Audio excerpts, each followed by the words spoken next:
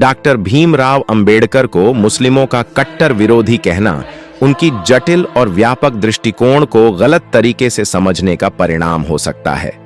अंबेडकर का दृष्टिकोण सामाजिक न्याय, समानता और वंचित वर्गों के अधिकारों पर केंद्रित था। उन्होंने अपने लेखन और वक्तव्यों में हिंदू धर्म, इस्लाम और अन्य धर्मों के भीतर की उन प्रथाओं की आलोचना की जो उनके अनुसार मानवाधिकारों और समानता के खिलाफ थीं।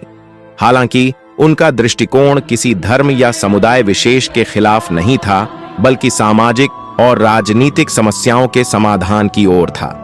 डॉक्टर अंबेडकर ने अपनी पुस्तक पाकिस्तान और भारत का विभाजन में इस्लाम के कुछ पहलुओं पर तीखी टिप्पणी की। उन्होंने इस्लाम के अंदर पाई जाने वाली धार्मिक असहिष्णुता, गैर मुसलमानों के प्रति भेदभाव और महिलाओं की स्थिति की आलोचना की। उन्होंने यह भी कहा कि इस्लाम में उम्मा यानी सामूहिक मुस्लिम पहचान का विचार मुसलमानों को एक वैश्विक समुदाय का हिस्सा बनाता है, जिससे वे कभी-कभी राष्ट्रीय सीमाओं और स्थानीय पहचान के प्रति अपनी निष्ठा कम कर देते हैं। इस संदर्भ में अंबेडकर ने भारतीय मुसलमानों की राजनीतिक अलगाव की प्रवृत्तियों पर चिंता व्यक्त की थी। हालांकि यह भी महत्वपूर्ण है कि अंबेडकर ने मुसलमानों के खिलाफ किसी प्रकार की नफरत या कट्टरता का समर्थन नहीं किया। उन्होंने सामाजिक न्याय के सिद्धांतों के तहत सभी धार्मिक समुदायों के अधिकारों की रक्षा की वकालत की। भारतीय संविधान में उन्होंने धर्मनिरपेक्षता को सुनिश्चित किया, जिससे हर समुदाय को अपने धर्म के पालन और प्रचार का अधिकार मिला।